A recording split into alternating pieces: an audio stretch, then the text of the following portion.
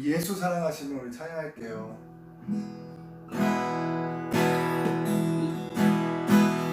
예수 사랑하시는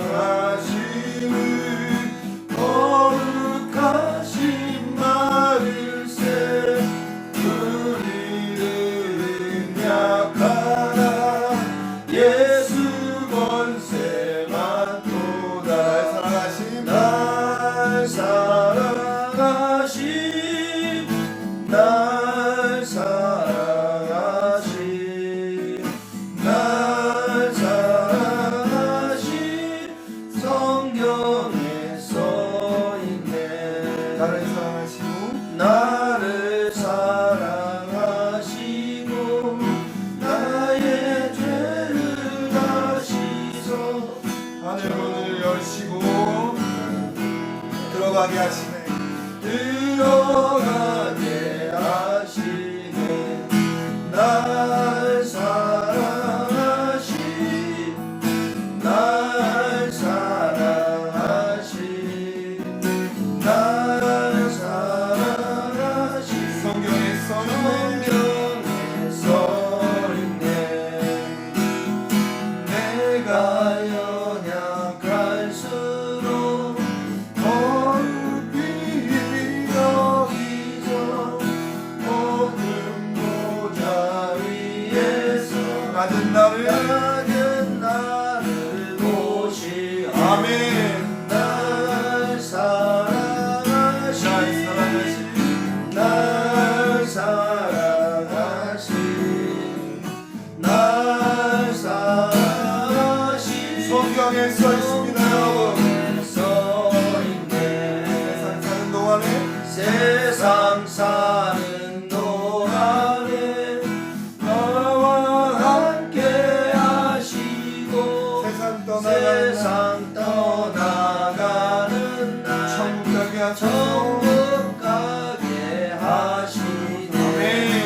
날 사랑하신 날 사랑하신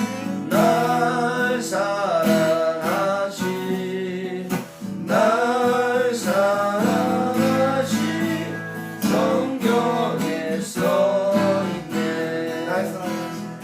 날 사랑하신 주님이 우리를 사랑하시니까 날 사랑하신 날 사랑하신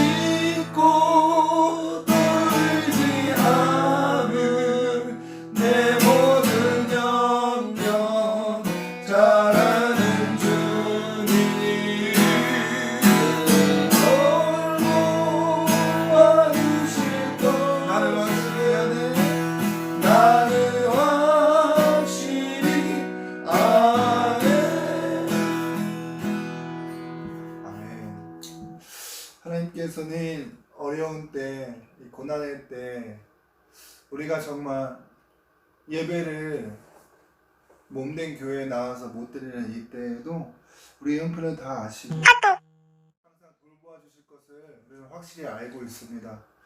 우리 이 시간 찬양 하나 더 하길 원합니다. 하나님의 은혜는 우리가 알 수 없습니다. 정말 넓고 드넓어서 알 수가 없습니다. 이 시간 408장 내 주 하나님 넓고 큰 은혜를 함께 찬양하겠습니다. 408장입니다. 내 주 하나님 넓고 큰 은혜를 내 주 하나님 넓고 큰 은혜를 저 긴 바다보다 깊다 낮추러 깊은 대로 한가운데 가보라 언덕을 넘어서 창가에 뛰어 내 주 은혜의 바다로 내 왕고 저어라 내 너 인생은 언제나 거기서 좁은 바람을 끌고 모르는 깊은 바닷속을 한번 헤아려려 아우부랴 언덕을 떠나서 장파에 배 띄워 내 주 예수 은혜의 바다로 내 맘 거쳐가라 많은 사람이 양뜸을 가해서 저 큰 바다 가려다가 철썩거리는 작은 바다 보고 마음이 약하여 못 가네 언덕을 떠나서 장파에 배 띄워 내 주 은혜의 바다로 내 맘 거쳐가라 가거라 이제 곧 가거라 저 큰 은혜 바다 향해 자곤 내 노를 저 깊은 데로 가라 망망한 바다로 언덕을 떠나서 장파에 배 띄워 내 주 은혜의 바다로 내 맘껏 져가라 언덕을 떠나서 장파에 배 띄워 내 주의 서 은혜의 바다로 내 맘껏 져가라.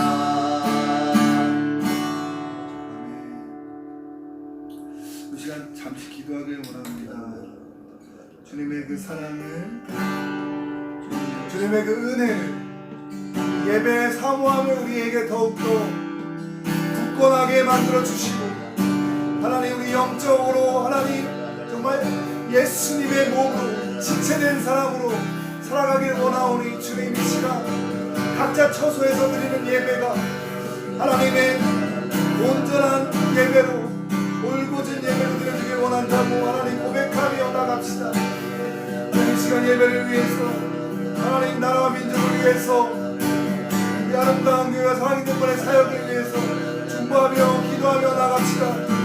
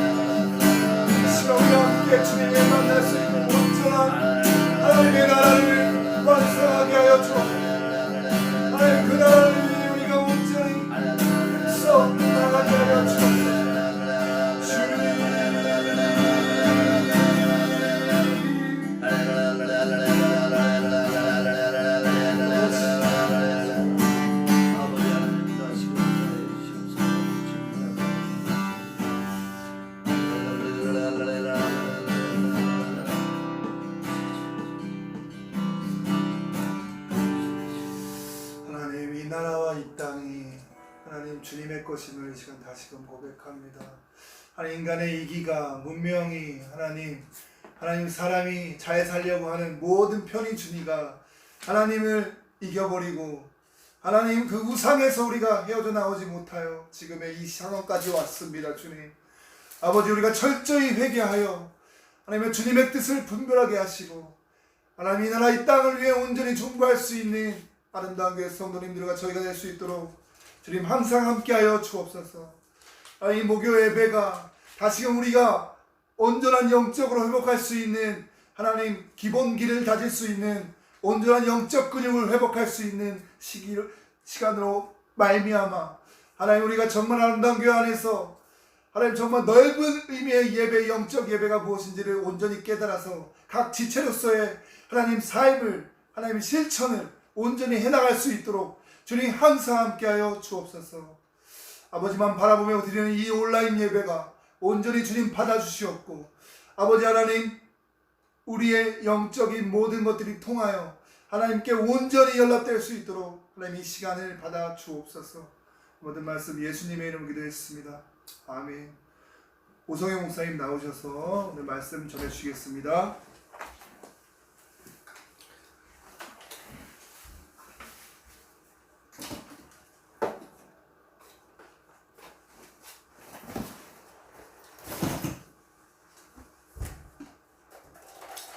사도신경으로 신앙을 고백하겠습니다.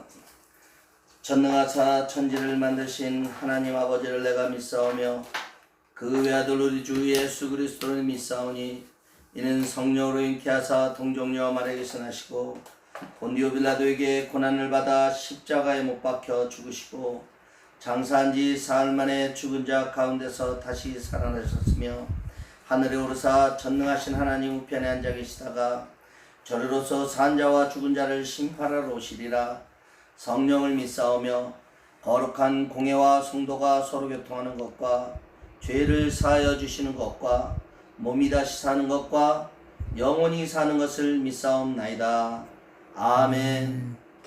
오늘 나누실 하나님의 은혜의 말씀은 누가복음 22장 54절로 62절 신약 136페이지입니다. 누가복음 22장 54절로 62절 제목은 나약함에서 베드로가 멀찍이 따라가니라. 가운데 불을 피우고 함께 앉아있는지라. 베드로가 그 가운데 앉았더니 한 여종이 베드로의 불빛을 향하여 앉은 것을 보고 주목하여 이르되 이 사람도 그와 함께 있었으니라 하니 베드로가 부인하여 이르되 이 여자여 내가 그를 알지 못하노라 하더라. 조금 후에 다른 사람이 보고 이르되 너도 그 도당이라 하거늘 베드로가 이르되 이 사람아 나는 아니로라 하더라. 1시간쯤 있다가 또 한 사람이 장담하여 이르되 이는 갈릴리 사람이니 참으로 그와 함께 있었느니라. 베드로가 이르되 이 사람아 나는 내가 하는 말을 알지 못하노라 하고 아직 말하고 있을 때에 닭이 곧 울더라. 주께서 돌이켜 베드로를 보시니 베드로가 주의 말씀 곧 오늘 닭 울기 전에 내가 3번 나를 부인하리라 하심이 생각나서 밖에 나가서 심히 통곡하니라. 아멘. 아멘.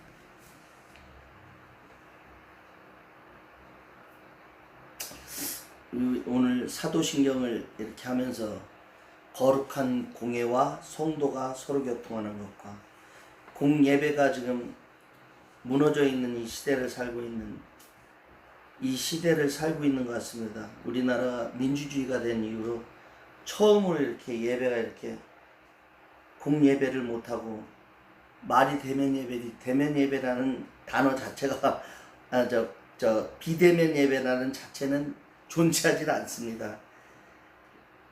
근데 이제 어떻게 이렇게 돼서 참 안타까운 심정이고 그 심정이 오늘 베드로와 같은 그런 주의 종으로서 그런 베드로와 같은 심정이 오늘 본문의 말씀인 심정처럼 저 또한 느껴지고 마음이 무겁습니다.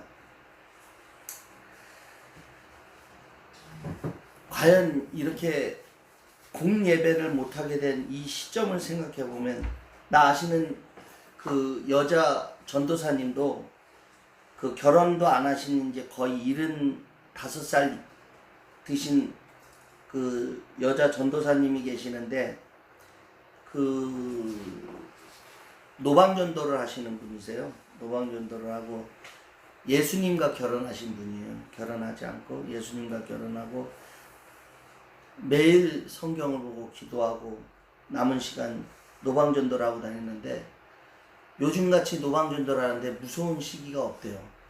막 쫓아와서 막 욕을 한대요. 노방전도를 하는데 막 등치 있는 사람들도 와가지고 막 할머니인데 막 와서 그러지 말라고 막 핍박하고. 요즘 같은 이렇게 힘든 시기는 제가 예수 믿고 처음이라고 이렇게 말씀하면서, 노방전도를 하면서 위협을 느낀다고 이렇게 말씀을 하시더라고요. 그럼 과연 왜 이렇게 우리가 세상으로부터 짓밟히게 됐나? 우리가 이 답이, 제가 오늘 요 근래 요번 주에 보면서 계속 느낀 게, 사도행전 1장 6절로 8절을 보면, 사도행전 1장 6절로 8절을 보면 제가 봉독해 드리겠습니다. 그들이 모였을 때에 예수께 여쭈어 이르되, 주께서 이스라엘 나라를 회복하심이 이때니까 하니, 이르시되 때와 시기는 아버지께서 자기 권한에 두셨으니 너희는 알 바가 아니요 오직 성령이 너희에게 임하시면 너희가 권능을 받고 예루살렘과 온 유대와 사마리아와 땅끝까지 이르러 내 증인이 되리라 하시니라. 아멘. 이때 이스라엘 백성들은 엄청난 핍박을 받고, 그 거의 몇천 년간 천년 이상 포로 생활을 하고 이방 민족의 그 침탈을 당하고, 또한 그 선택받은 성민에 대한 사상이 강했고, 이방인들에 대한 배타적인 사상이 엄청나게 강한 당시 그 이스라엘 백성들. 또 근데 이 당시에는 또 로마로부터 식민 지배를 당하고 있었던 시기인데, 이 시기에 그 로마의 식민 시대 때 이 예루살렘 백성, 이스라엘 백성들의 이 비참함은 말로 표현할 수가 없었을 겁니다. 예전에도 말씀드렸지만 이 그림에 보면은 그 딸이 삐짝 마른 아버지에게 젖을 먹이는 그런 그림이라든가, 그런 그때 당시에 그 상황을 얘기하는 그런 그림들을 보면 참 비참하기 이를 데가 없었던 삶을 살아갔고 곤고했던 이 이스라엘 백성들이었고, 또 한 달에 지금 우리 시대로 따지면 10,000원 정도의 그 소득밖에는 아니었대요. 10,000원 정도, 지금 이 시대로 따져서 그러면 10,000원 정도면 얼마나 공핍했겠습니까? 10,000원. 근데 거기서 또 착취당해요. 로마로부터 착취당하고, 이 지도자들, 같은 민족 지도자들한테 착취당하고, 또 그 세리들한테 착취당하고, 이런 엄청나게 고통스러운 삶을 살았기에, 이때 당시 감람산에서 예수님이 승천하셨을 때 제자들 중에, 그 500 제자들 중에 자기 민족을 걱정해서, 그런 예수님 승천하는 그 자리에서도 예수님, 그러면 우리 이스라엘 나라의 회복은 어떤 때이니까 하고 물어보는 사항이 사도행전 1장 6절에서 7절 8절인데, 그때 예수님이 뭐라고 말씀하시냐면, 이르시되 때와 시기는 아버지께서 자기 권한에 두셨으니 너희가 알 바가 아니요 오직 성령이 너희에게 임하시면 너희가 권능을 받고 예루살렘과 온 유대와 사마리아와 땅끝까지 이르러 내 증인이 되리라 하시니라. 증인하시라는 거예요. 그러니까 얼마나 이스라엘 그 제자들이 이 언제쯤이면 우리 이스라엘이 로마 폭정으로부터 벗어날 수 있겠습니까? 하고 물었을 때 그건 너희가 알 바가 아니라는 거예요. 그러면 지금 이 시대도 똑같아요. 만약에 이런 상황들, 지금 정치적인 상황들이나 이런 혼란스러운 상황들을 주의 종으로서 예수님한테 물어봤으면 예수님이 뭐라고 말씀하셨을까 하면 그 정확하게 답이 나오잖아요. 근데 저는 뭐가 옳다, 뭐가 그르다 이렇게 판단하고 남을 판단하고 싶지는 않습니다. 사실 예전에 결국에는 우리 인간이 생각하는 결말은 너무나도 안 좋은 결말들만 나거든요. 뭐냐면 예전에 일제시대 때 신사참배를 거부했던 주길촌 목사님은 이제 끝내 순교하고 일사각오라는 그 아름다운 마지막 설교도 있지만 그래도 또한 주기철 목사님 또한 그 사모님이 아니었으면 그런 아름다운 순교를 하질 못했을 겁니다. 그러나 반대로 한경직 목사님은 신사참배를 하셨어요. 그러나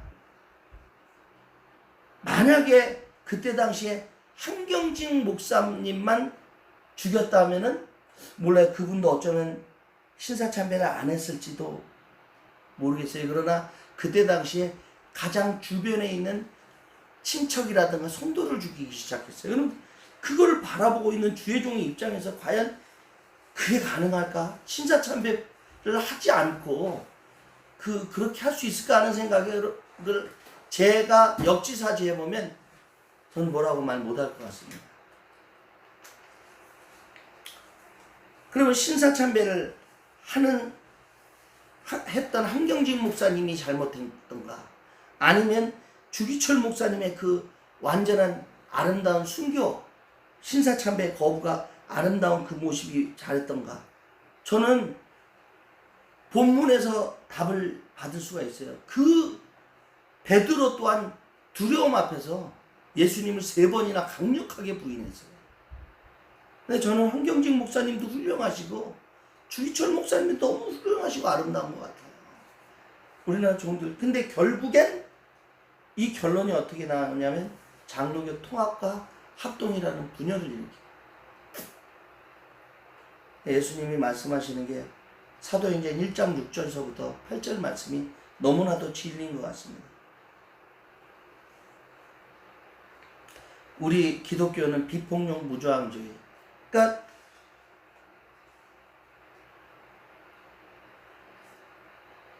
이 옛날 로마 시대 때 귀족 숫자에 비해 평민과 노예들이 월등히 많았었습니다.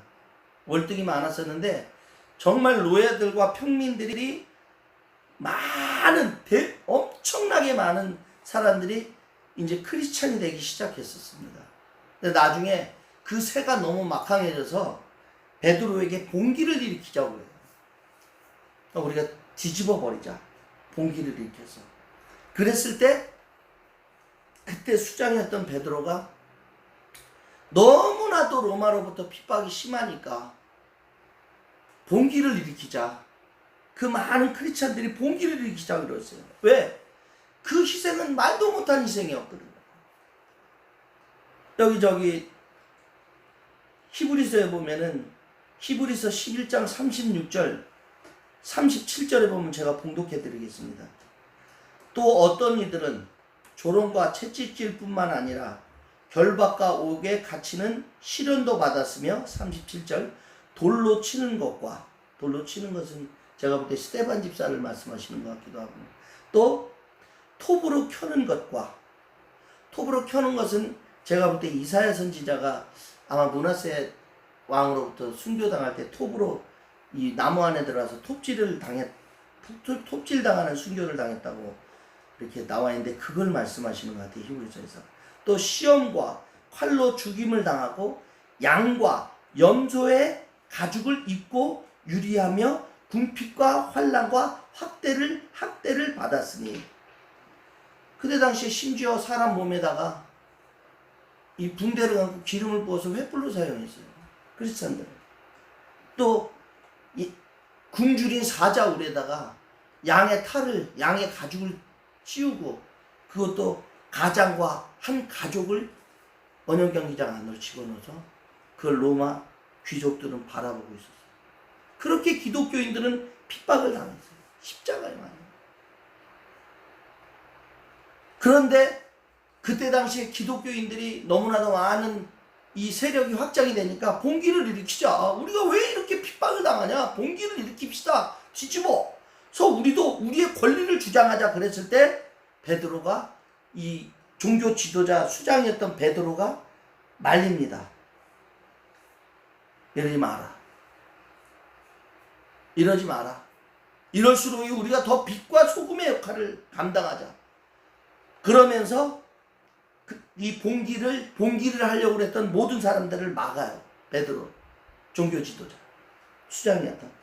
근데 이제 핍박이 너무 많이 오니까 제자들 중에 몇이 선생님 당분간 일단 로마를 떠나서 다시 잠잠해질 때 그때 다시 돌아오십시오 하고 로마를 잠깐 피해 있기를 권했을 때 베드로도 그걸 흔쾌히 승낙하고 로마를 떠날 때 예수님의 환영이 십자가를 지고 로마를 향해 가니까 베드로가 주여 어디로 가시나이까? 그 유명한 코바디스 도미노 주여 어디로 가시나이까?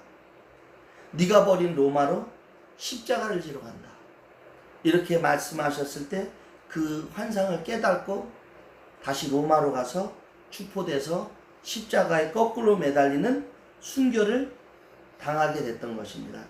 그게 오늘날의 바티칸, 그 순교 장소가 바티칸이 돼서 그 마태복음 16장 주는 그리스도시요 살아계신 하나님의 아들이시니이다 하는 정확한 신앙 고백을 했던 베드로에게 예수님께서 바요나 시몬아 내가 복이 있도다. 이를 내게 알게 한 이는 혈육이 아니라 하늘에 계신 내 아버지시니라. 내가 너에게 천국 열쇠를 주노니 네가 땅에서 매면 하늘에서도 매일 것이요 땅에서도 풀면 하늘에서도 풀릴 것이다 하면서 천국 열쇠를 주면서 앞으로 네가 개발하 내 반석 위에 교회를 세우신다고 말씀하셨어요. 어떤 음부의 권세도 들어오지 못한다고 말씀하시고 축복하셨어요. 근데 또 바로 뒤돌아서서 예수님이 그때 처음으로 예수님이 고난당하시고 십자가에 못 박히실 걸 말씀하시니까 다시 베드로가 절대 그렇게 할 수 없습니다 하는 이제 그 대목 근데 그 예언이 바로 이제 성취되죠. 바요나 시몬아 내가 복이 있도다. 이를 내게 알게 하니는 혈육이 아니요 내 하늘에 계신 내 아버지십니다. 그래서 천국의 열쇠를 주시고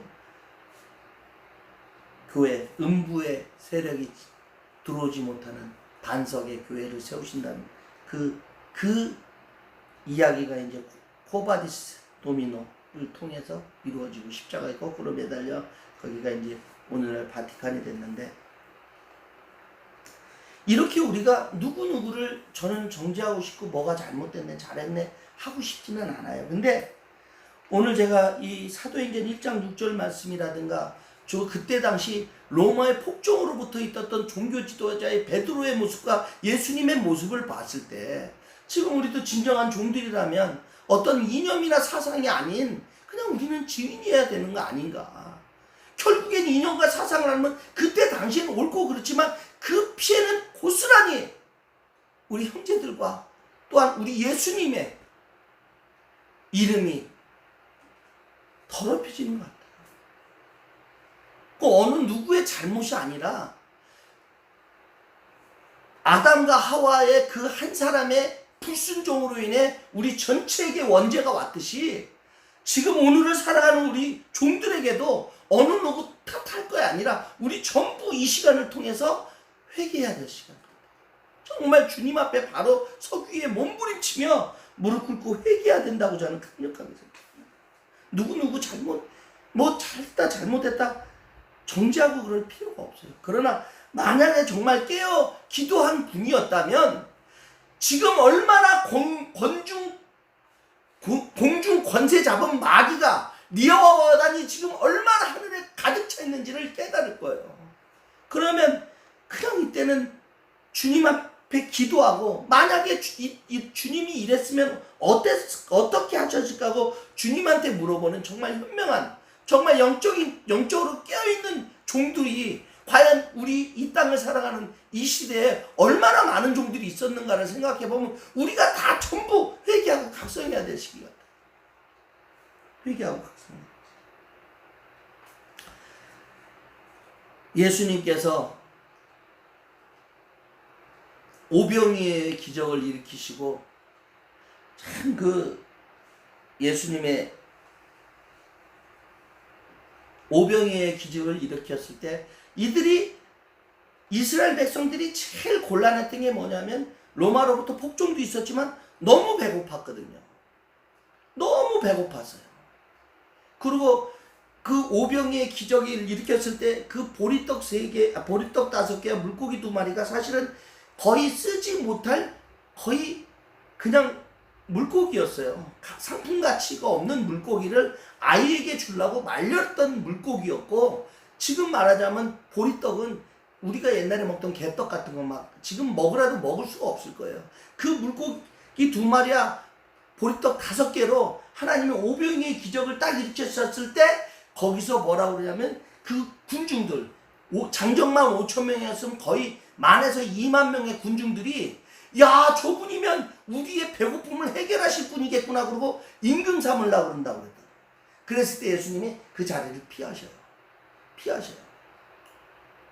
먹을 걸, 배고픔을 해결해 저분이 배고픔을 해결해 줄 수 있는 우리의 이스라엘의 저분이 임금 삼으면 우리의 모든 배고픔을 해결해 줄 거야. 그러고 임금 삼으려 하니까 그 자리를 피하셔. 그리고 예수님이 물 위로 걸어오셔. 그러면서 너희의 그 배고픔의 해결보다 영생, 나는 아이엠, 누구십니까 하고, 그리고 제자들이 무서워서 떨고 있을 때 아이엠, 나다. 그게 뭐냐면 스스로인 자거든요. 아이엠. 그게 바로 출애굽기 3장의 가시떨기에 불꽃 가운데 나타났던 예수님, 하나님, 그분이 아이엠이라고 말씀하셨는데, 그 물 위를 걸어오셨던 그 예수님도 아이엠. 그러면서 그러면 주시면은 저를 물 위로 걸으라 하셔서 물 위로 걸어왔던 유일한 사람이 바로 베드로입니다. 베드로는 참 보면은 많은, 어떨 때 보면은 막 푼수 같았는데, 어쩔 때 보면은 굉장히 이렇게, 마태복음 16장에서도 굉장한 그 고백을 하잖아요. 신앙 고백. 가장 중요한 신앙 고백을 하고, 17장 변화산상에서는 모세와 엘리야가 있었을 때 초막셋을 짓고, 하나는 주님을 위하여, 하나는 모세를 위하여, 하나는 엘리야를 위하여, 굉장히 많은 일이에요. 근데 베드로의 신앙 고백 중에, 양심 고백 중에 저는 가슴에 굉장히 많이 와닿는 게 뭐냐면, 그 베드로가 밤이 맞도록 그물질을 했는데 고기를 못 잡고 전부 이제 다시 돌아왔을 때 예수님이 깊은 데로 가서 그물을 던지라 했을 때, 아니 깊은 데로 가면은 고기를 잡을 수 없다는 거는 베드로가 알아요.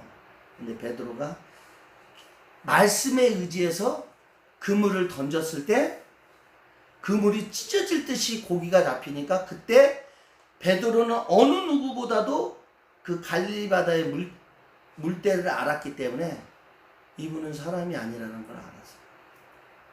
그랬을 때 베드로가 했던 행동이 뭐냐면, 무릎을 꿇고 죄인으로소이다 저를 떠나소서 하는 고백을 해요. 근데 저를 떠나소서, 근데 이 떠나소서 하는 소리하고 비슷한 얘기가 있죠. 또 돼지떼들에게 그 군대 귀신 들렸을 때, 돼지떼 거라사인 지방에서 군대 들린 귀신 들린 자를 그 해방시켜 주셨을 때 돼지떼 2,000마리나 되는 돼지떼. 2,000마리면은 지금 말하자면은 한 마리 돼지 한 마리에 보통 2, 30만 원 하니까 2,000마리면은 거의 그때 당시에도 5, 6억 정도인데 얼마나 큰 돈입니까? 한 달에 10,000원인데 생활 수준이 한 달에 10,000원인데 2,000마리 되면은 20만 원이면 또 4억인가? 4천만 원인가? 아무튼 엄청나게 큰 돈이에요. 2,000마리 돼지떼면은. 근데 또 이상하게 돼지떼. 아니 이스라엘에 돼지는 가증한 가증한 짐승이기 때문에 돼지떼를 칠 수가 없어요. 돼지떼를 칠 수 없는데 이스라엘에 돼지떼를 친. 이스라엘이 불과 돼지고기를 수입한 지도 지금으로부터도 몇 년 안 됐어요. 10년 안짝될 거예요. 근데 그 돼지떼를 쳤다는 거예요, 이스라엘에서. 근데 저도 그거에 대해서 굉장히 이게 뭐지 했는데 저도 고민하고 묵상하다 뭘 깨달았냐면 그때는 헬라니즘 이방신 로마 이방신에는요 돼지가 제물이었어요. 돼지가 제물. 제단에 올라가는 제물. 지금도 굿할 때 돼지가 올라가듯이 돼지가 제물의 제단이었어요. 그러니까 이방신 제사를 드리는 제물을 키워서 거기다 팔아먹고 이득을 취했던 동네가 바로 거라사인 동네였던 거예요. 거라사인 지방. 근데 이 사람들은 돈이라면은 뭐든지 다 사람들이라고 생각하면 돼요. 근데 그 돼지떼가 바다에 못살댔는데 그 엄청난 광경을 보고 그 사람들은 메시아를 선택하는 게 아니라 자기들이 돈벌이가 끊어지니까 예수님이 떠나라고 떠나시라고. 그 베드로가 나를 떠나소서 했던 거하고 거라사인 지방에서 우리를 떠나소서 했던 거는 극과 극이에요. 하나는 양심적인 신앙 고백이었고 하나는 자기의 세상적인 욕심 때문에 예수님 메시아 필요 없으니까 떠나소서 하는 아주 극단적인 아주 극적인 상황인 것입니다.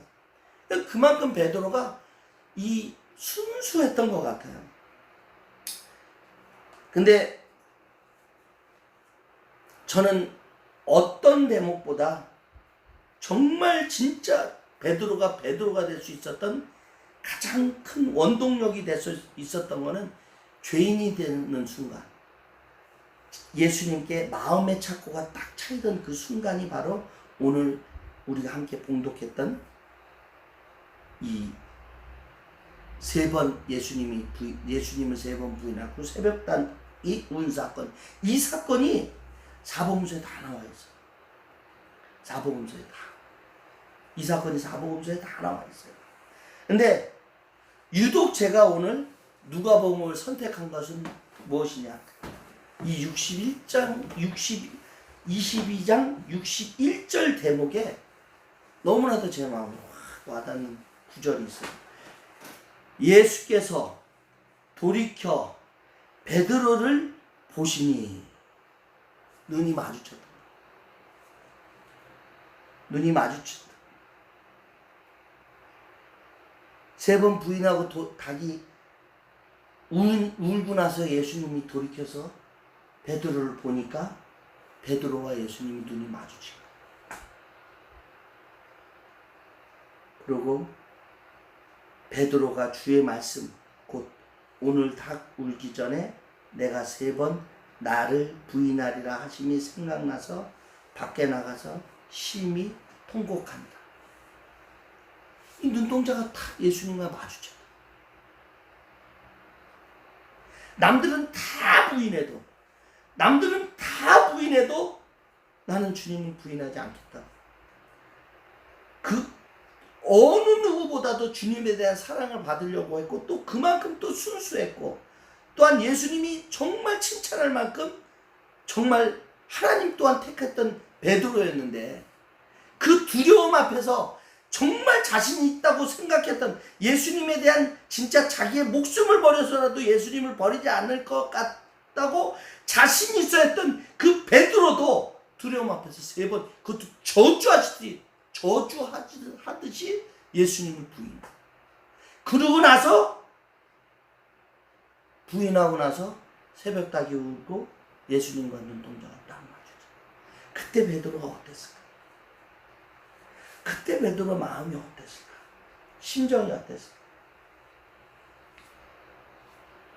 저분은 하나님이고, 저분은 메시아고, 저분은 그리스도고, 저분은 나를 진정으로 사랑해 주셨고, 나 또한 주님을 진정으로 사랑한 줄 알았고, 저분은 하나님의 아들이셨는데 내가 두려움 앞에, 내가 저분을 정말 사랑하는 줄 알고, 내 목숨보다도 귀하고 내 목숨보다도 소중하고 저분을 위해서라면 나는 내 목숨까지도 흔쾌히 내줄 수 있을 만큼 사랑했다고 확신했던 베드로도 3번 저주하시더라고요. 두려움 앞에서.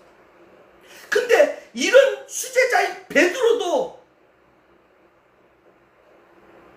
부인했는데, 우리 믿음의 선진 황경진 목사님이라든가 주기총 목사님 정말 아름다우신 훌륭하신 분. 그래서 특히 저는 그래요. 대한민국 하나님이 택하셨을 거다. 틀림없이 택하셨을 거다. 그러니까 이렇게 지금 공중권세 잡은 마귀들이 제2의 제사장까지 아니까 지금 난리를 부리는 것 같아요. 난리를.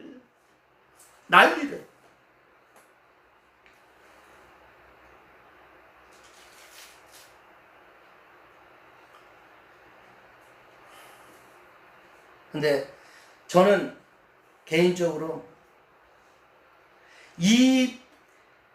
정말 이 사건 뒤로 베드로가 얼마나 수시로 심히 통곡했냐면 눈에 안질이 걸린대요.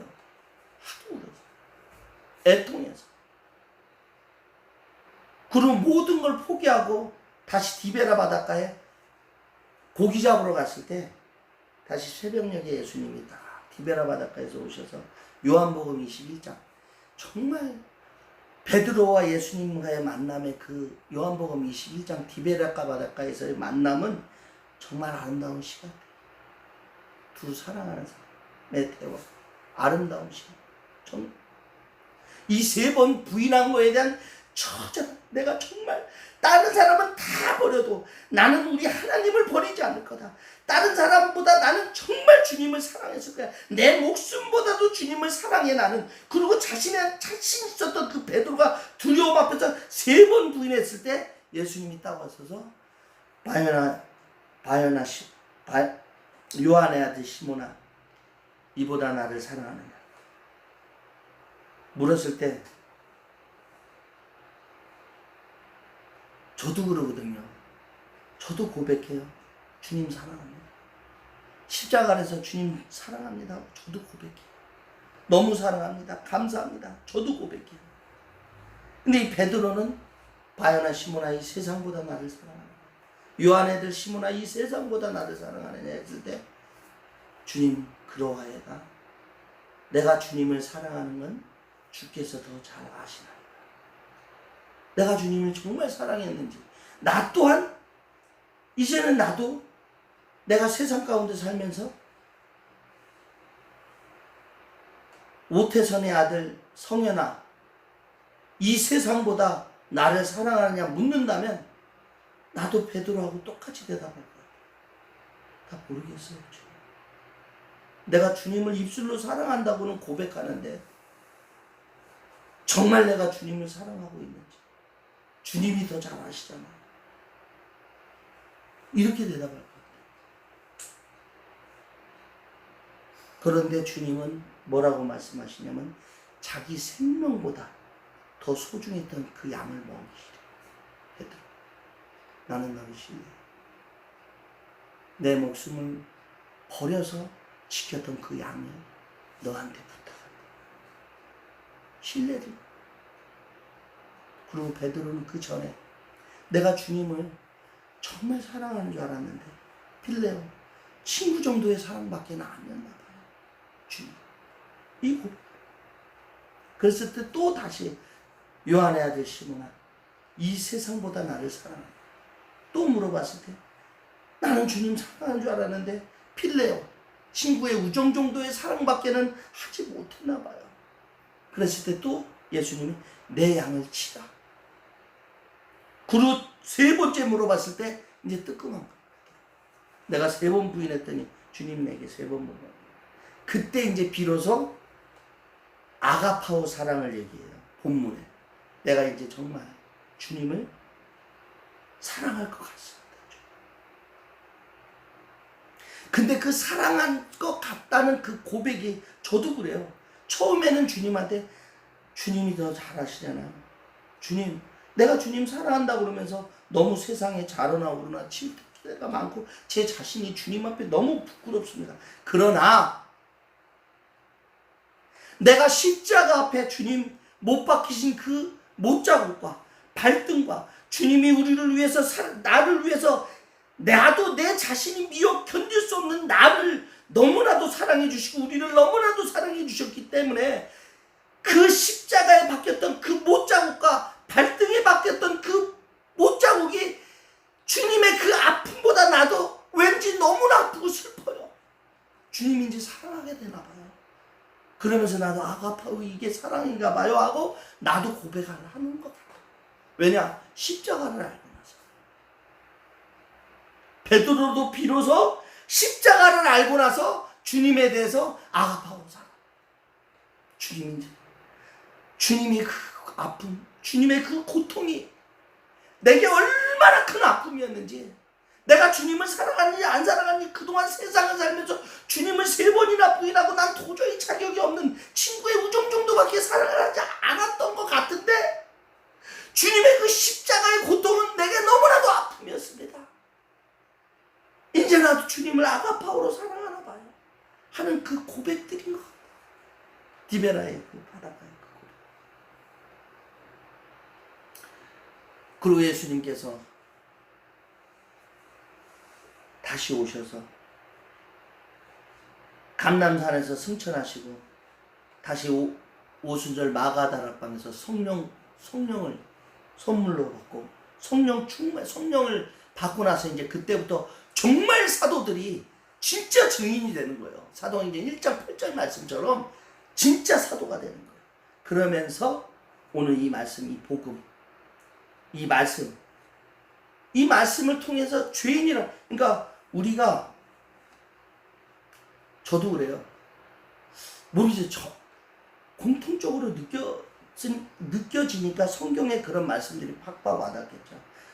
내가 주님 앞에 서면 또 믿음이 좋아지면 율법이 살아나요. 근데 그 율법이 살아나는 게 내가 남을 정죄하려고 살아나는 게 아니라 내 자신을 바라보기 위해서 율법이 살아나요. 율법이 살아나요. 내가 그 율법 앞에 얼마나 나약하고 죄인이었었고 죽을 수밖에 없는 나였는데 우리 주님이 있어서 감사해져. 그래서 눈물이 났다가 그 눈물이 슬퍼서 우는 눈물이 아니라 감사하고 기뻐서 우는 눈물. 그런 내가 믿음이 좋아지면 율법이 살아나요. 그러면서 나를 발견하게 되고 주님 안으로 더 파고들어요. 그러니까 예수님이 그러시잖아요. 내가 율법의 1.1획도 땅에 떨어지지 않는다. 그리고 나를 사랑하는 자는 내 계명을 지킨다고 했어요. 근데 극단적인 것보다는 하나님이 원하시는 거는 우리 마음을 원하시는 거예요. 우리 마음을 원하시는 거예요. 베드로가 디베라 바닷가에서 예수님에게 했던 그 고백, 또한 내가 십자가 아래서 주님 아래 주님께 할 수 있는 그 진솔한 사랑의 고백을 원하십니다. 그러면 하나님이 다 덮어주십니다. 뭐냐? 진리는 땅에서 솟고 의인은 하늘에서 하감하도다. 예수님의 보혈과 복로가 우리의 더러움과 그 율법 안에서 다 덮어줘 버리십니다. 그럼 끝나는 거예요. 은혜.